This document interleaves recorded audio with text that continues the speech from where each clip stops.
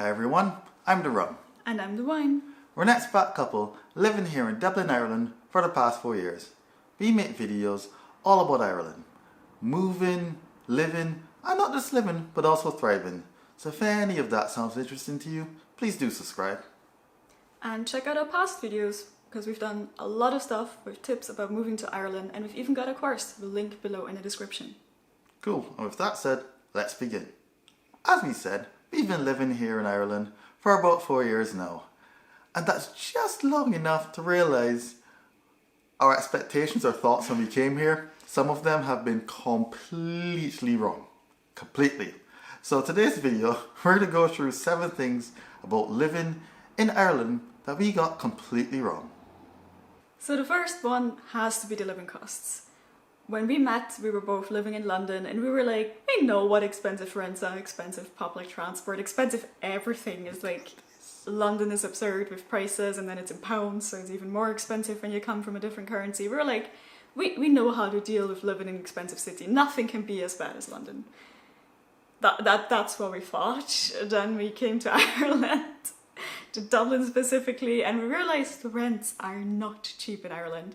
And rather than not cheap, they're like absurdly expensive. It's very comparable to London. And it's also, like, you don't have the council tax, which is a huge plus, because that was one of the reasons we were like, no, we're moving away from the UK. That just makes everything less affordable. But we completely underestimated Yeah. Just how expensive living costs would be. Mostly it's the rent, because that's just a huge chunk of your salary. But it's also some other things, like public transport, something like the buses were actually more expensive than I would have expected coming from like more Central European countries and having used public transport there. Food also isn't that cheap, which looking back, considering Barbados, groceries aren't that cheap either because it's an island, it has to come from somewhere. Yeah. Makes sense, but on my part, that is something I didn't think through as well, I have to admit. But on a positive note, what we didn't expect was how digital and connected it would be. Now, you know, Barbados, Austria, our countries share some similarities.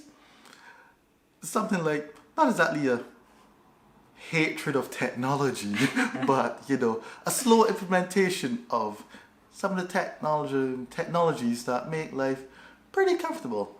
After being in the UK, we were like, okay, yeah, we expect that wherever we move, we wouldn't have this level of technology, but, oh no, it was here, it was here. I have not seen a bank in years.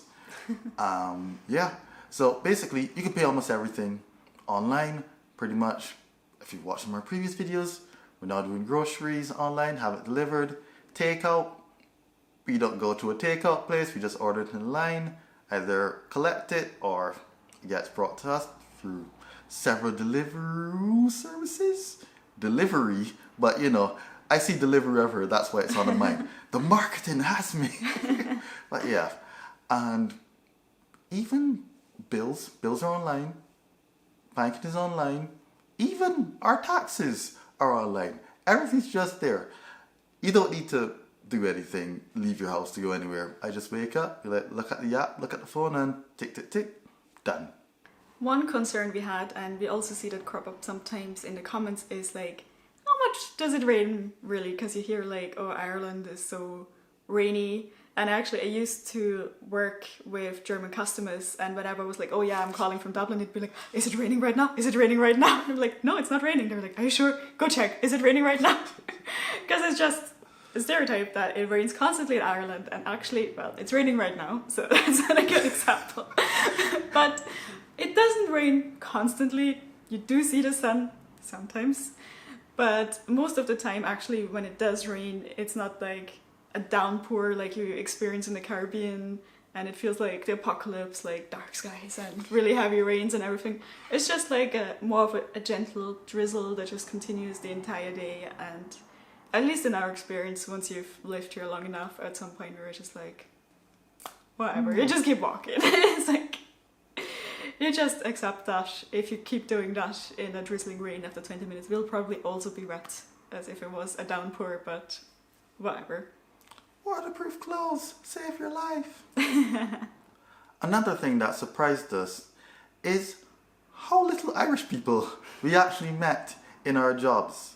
Now, we both work in the tech industry or tech adjacent industry, which means there are a lot of expats there. So our offices are full of people from many different European nations, usually.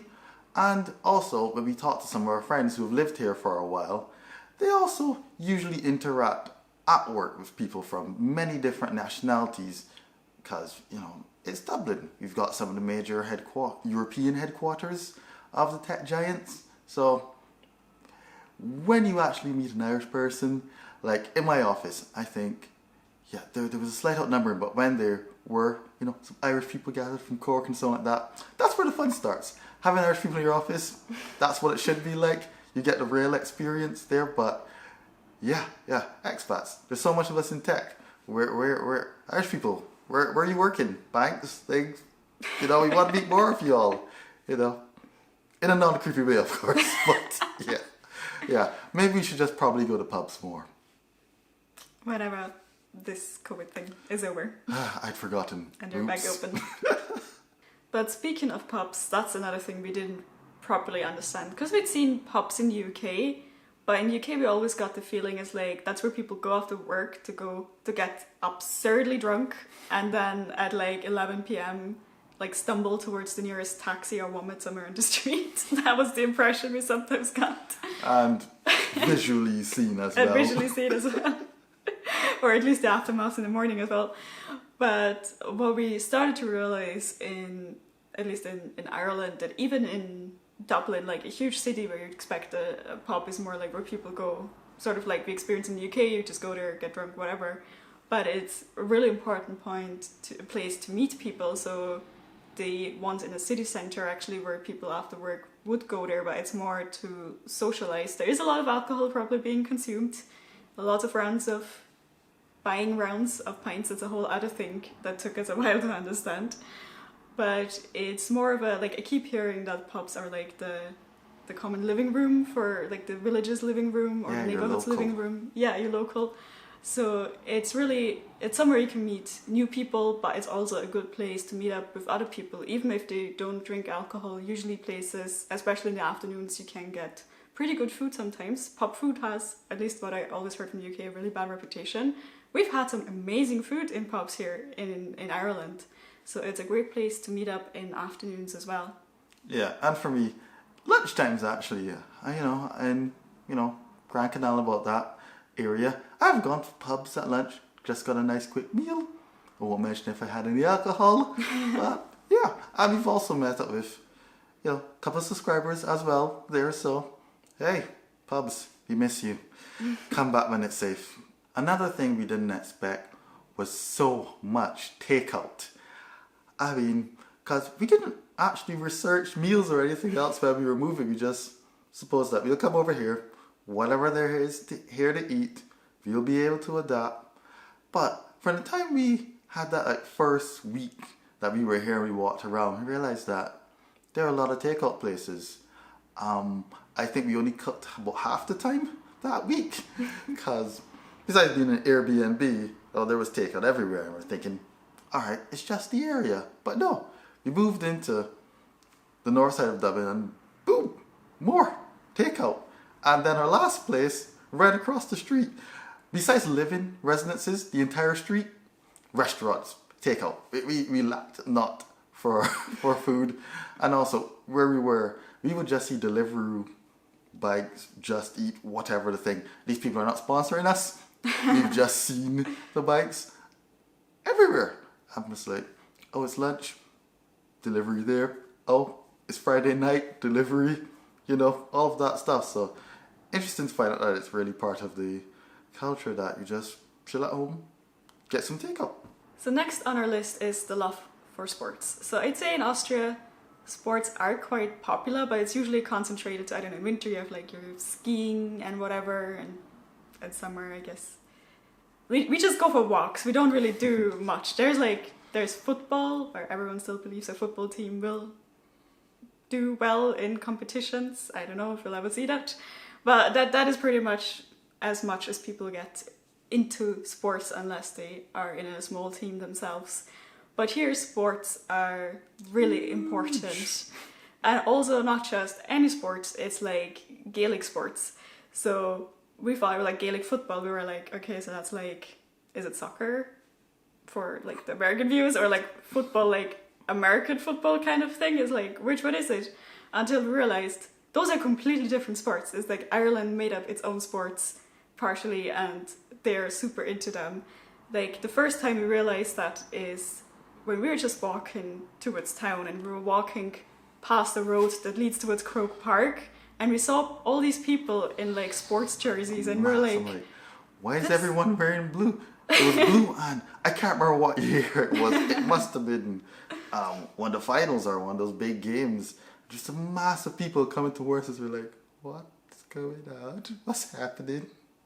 So yeah, the stadiums where these competitions are held in town are actually really big, and you'll have a lot of people, even from other parts of the country, come here just for the game itself. So the love for sports even went so far. I remember whenever the finals came up on my way to work, there would be this one house where they'd roll out huge banners, like 1-story tall banners of some former, I think, famous player, and just like huge banners everywhere saying up the Dubs, like supporting the Dublin team, and everyone just being really excited and into it. And the final point is that no one can agree on what area is good. Everywhere is dodge. Like, seriously. Every single neighborhood that we've moved to, there we have someone who's lived here for, all their lives, born and bred. There's always someone that's like, nah, I don't trust that area. That's dodge. Nah, can't walk there. Dodge. It's just dodge. It would give you the impression that there's no safe area left in the entirety of, well, not Ireland, Dublin mostly, because, Sorry, I just remember someone saying Dublin's a kid. It took me a while to understand what people were saying, but no, it's not. But, yeah, my advice to everyone, do some of your own research, because you might just get people going like, hi, everywhere's dodge or awful.